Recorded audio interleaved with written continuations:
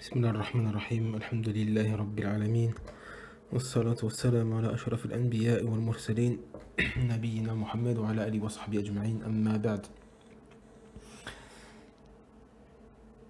Donc j'aimerais attirer l'attention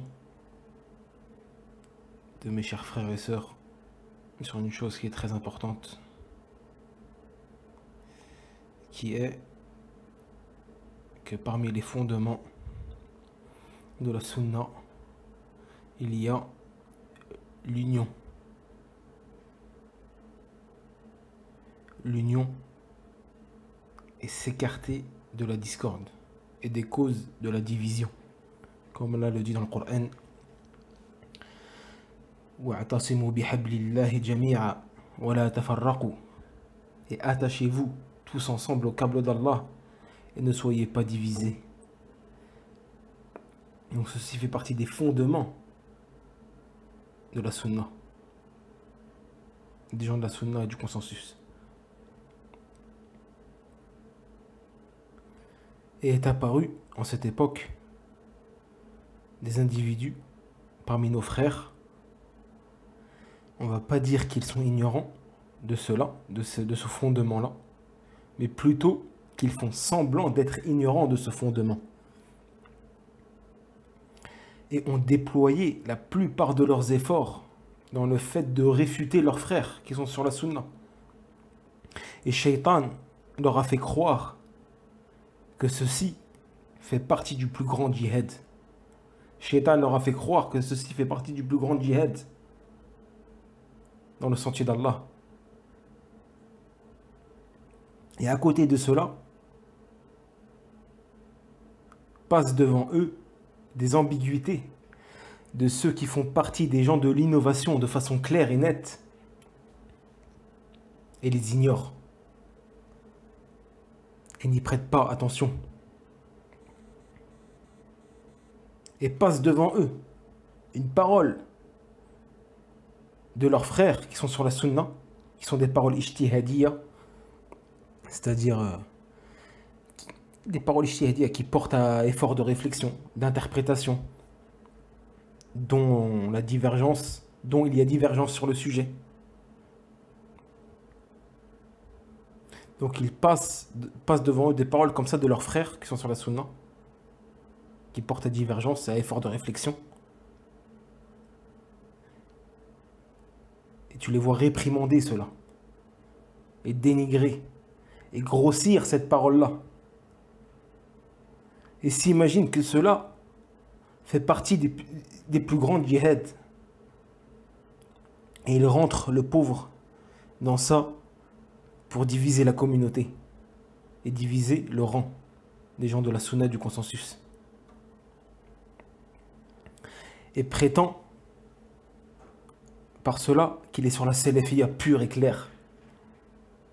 Il prétend qu'il est sur la salafiyya pure et claire en faisant ça.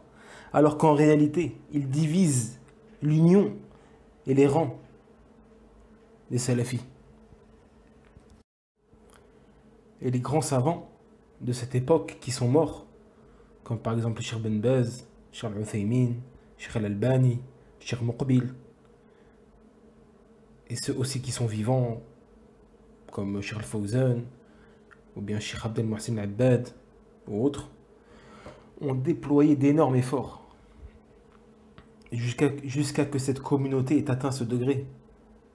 Et la sunna est apparue, alhamdulillah. Au point où certains opposants, que dire alors des adhérents, étaient fiers de s'affilier à ce groupe-là, les gens de la sunna. Ils étaient contents. Ils étaient devenus comme ça, mes frères. Ils étaient contents. Malgré qu'ils avaient une dent envers elle. Ça, on parle des opposants. Que dire alors des adhérents et des adeptes, des gens de la sunna et du consensus.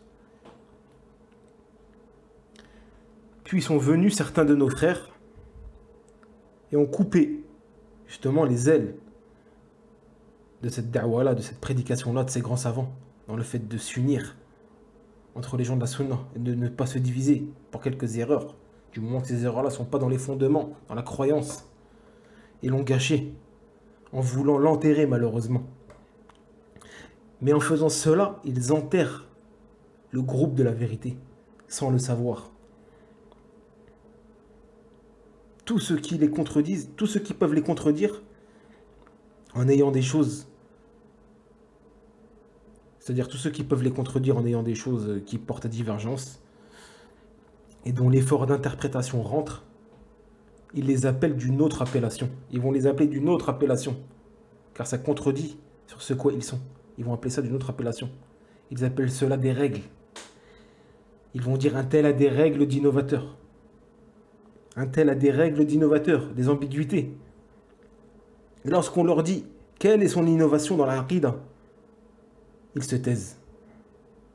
Ils se taisent et esquivent la réponse. Alors que c'est ceci qui nous lie. La aqida des salafs, c'est celle-ci qui nous relie entre nous et nous affilie aux gens de la sunna et du consensus et de la salafiyya. C'est sur celle-ci qu'on fait l'alliance et le désaveu. Quant à eux, ils font leur alliance et leur désaveu sur des choses portant à divergence et dans lequel rentre l'effort d'interprétation, d'où la divergence. Ils font leur alliance et leur désaveu sur des choses comme ça qui ne sont pas en rapport avec les fondements, avec la croyance. Un tel a parlé sur un tel, alors si tu n'es pas d'accord avec lui, alors tu deviens comme l'autre. Un tel, il a parlé sur un tel, donc toi si tu n'es pas d'accord avec celui qui a parlé sur un tel, alors tu deviens comme l'autre, comme celui qu'on a parlé. C'est ça la religion d'Allah. C'est ceci que les grands savants ont appris. Wallah, c'est pas ça. Wallah al-azim. Thumma wallah. On n'a jamais entendu ça de nos savants. Je suis resté 7 ans à Médine, j'ai jamais entendu ça de nos grands savants. Que ce soit à Médine, à la Mecque, à Riyad ou autre. Et pareil, lorsqu'on écoute les grands savants qui sont morts avant nous. Et alors que celui qui te dit ça, justement, pareil, par exemple, pour tout ce qui a rapport avec le Temedhoub, par exemple, Temedhoub, il va appliquer l'alliance et le désaveu pour des choses comme ça, qui portent à divergence, sachant que les savants ont divergé sur le Temedhoub, sur le fait de prendre une école. Certains ont dit que c'est permis, certains ont dit que c'est recommandé, certains ont dit que c'est obligatoire. Ils ont divergé.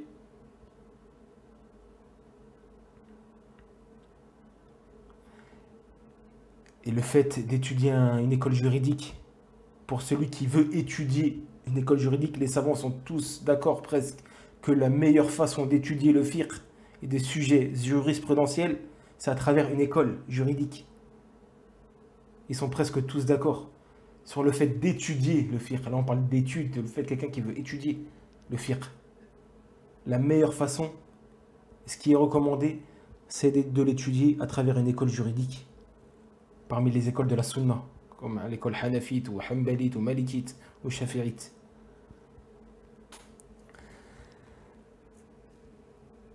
Donc eux, ils vont appliquer l'alliance et le désaveu avec des sujets comme ces sujets-là.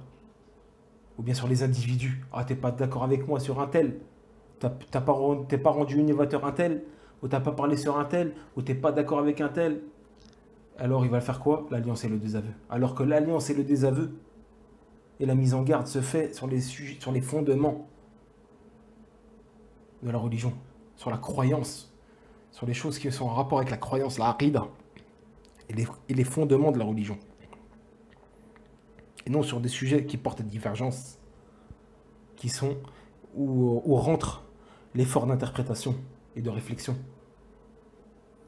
Donc lui-même, sa propre parole, celui qui te dit ça, elle est ijtihadiyya. C'est une parole qui porte, dont l'effort de réflexion et d'interprétation rentre. Il se peut qu'elle soit fausse auprès d'Allah, car c'est des choses à divergence. Il se peut qu'elle soit vraie comme fausse. C'est des choses dont on n'a pas à appliquer l'alliance et le désaveu. On doit respecter celui qui prend l'avis qui nous oppose, du moment que c'est une divergence acceptable et qui n'est pas en rapport avec les fondements de la religion et la croyance. Donc ces gens-là qui sont apparus en cette époque sont de trois types. Le premier type, c'est les salafis faisant partie des gens de la masse. Les salafis faisant partie des gens de la masse. Donc ce sont la nouvelle génération de jeunes, à peu près. Ces gens-là pensent qu'ils ne feront pas partie des gens de la sunna jusqu'à mettre fin et éliminer les gens de la sunna. Et cela au nom du fait que ce sont eux les gens de la sunna et tous les autres font partie des gens de l'innovation. Donc ces gens-là, ils n'ont pas de science, les pauvres, masakin. Ils n'ont pas de science. Ils font du suivi aveugle. Donc eux, ils pensent qu'ils ne feront pas partie des gens de la sunna jusqu'à mettre fin, tant qu'ils n'ont pas mis fin ou éliminé leurs frères ou leurs sœurs qui font partie des gens de la sunna. Pour eux, c'est ça. Si tu fais pas ça, tu n'es pas quelqu'un de la sunna. As'alullah al-afiyah. Et comme on a dit, ça c'est les salafis de la masse, beaucoup.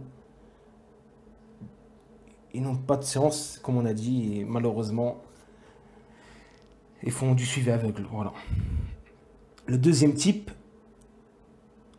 le deuxième type qui est au milieu. Et ceux-là sont certains prêcheurs, ou certains se prétendant être des chirs, des chouyours. Ils ont suivi cette voie. Certains d'entre eux ont suivi cette voie par lâcheté, c'est-à-dire par peur de tomber, car ils ont trouvé la matraque acharnée au-dessus de leur tête qui les menace. On les menace. Donc si celle-ci les touche, ils tombent. Donc ils ont eu peur pour leur propre personne. Et donc ils ont dit quoi? Ils ne sont pas cassés la tête. Suis le mouvement, tu seras préservé. Donc suis le mouvement, tu seras préservé.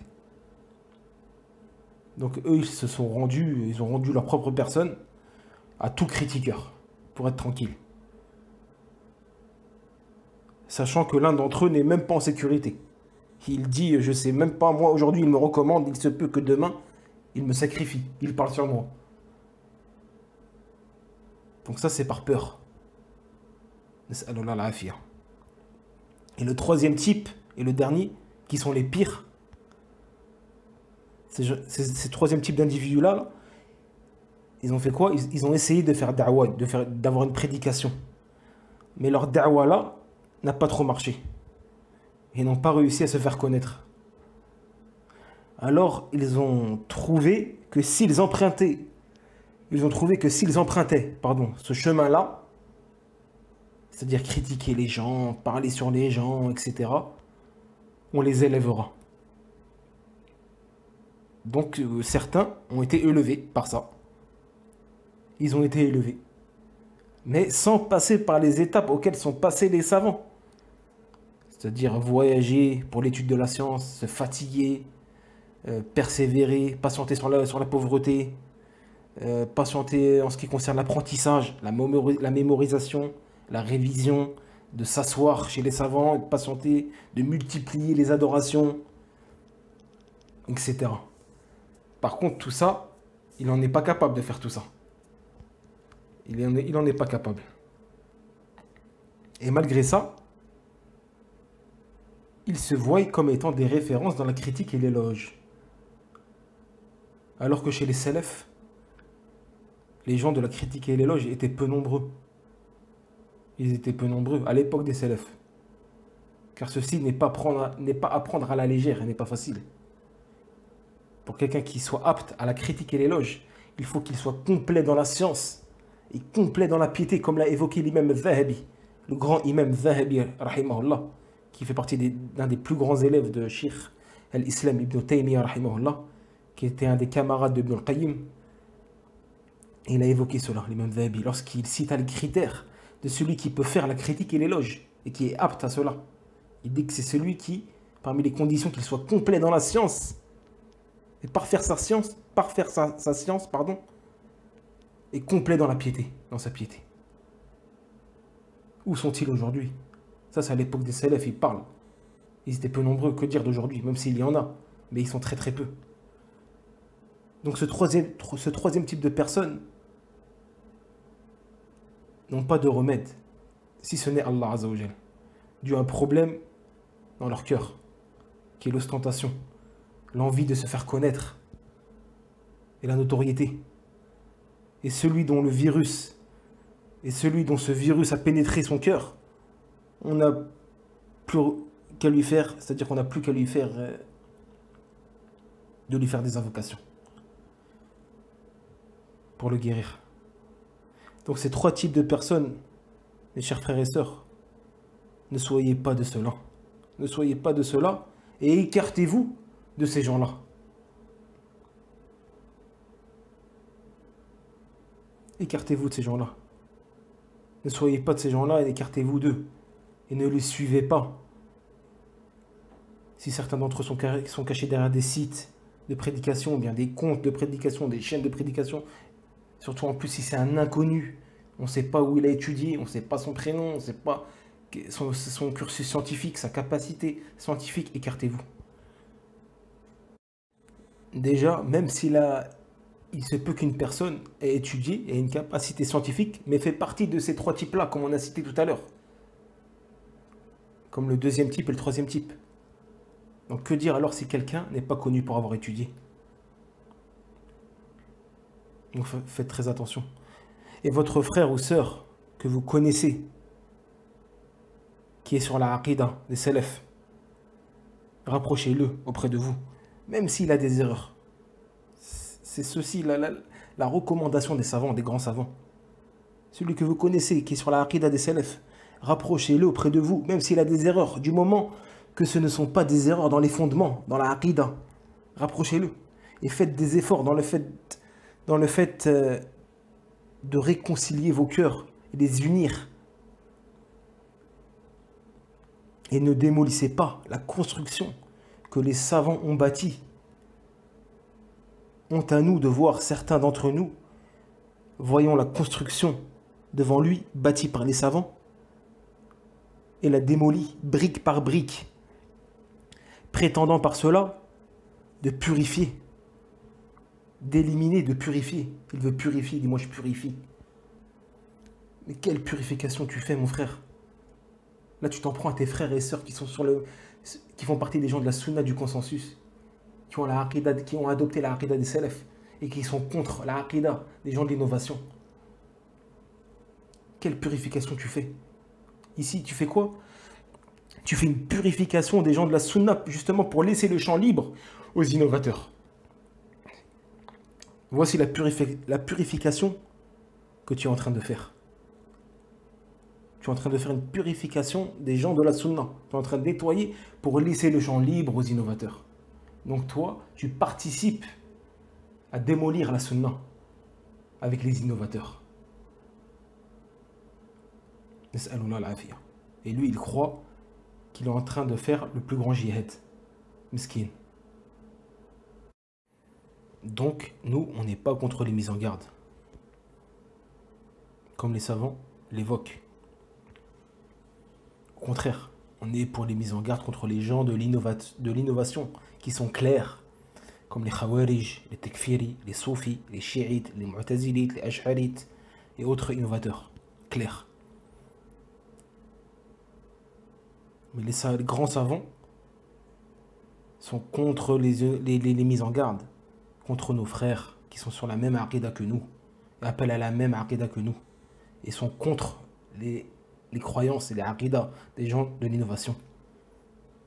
Du moment que l'erreur n'est pas en rapport avec la croyance ou les grands fondements de l'islam. Et que ces mises en garde-là soient faites avec science, avec les règles qui ont été imposées par les gens du hadith. Voici les vraies mises en garde. Et non contre nos frères et sœurs qui sont sur le même chemin que nous, pour quelques erreurs, dont le sujet porte à divergence. Il se peut que c'est toi qui es dans l'erreur et non elle ou lui. Sur ce, on va terminer là. Wallahu a'lam wa sallallahu ala nabiyyina Muhammad.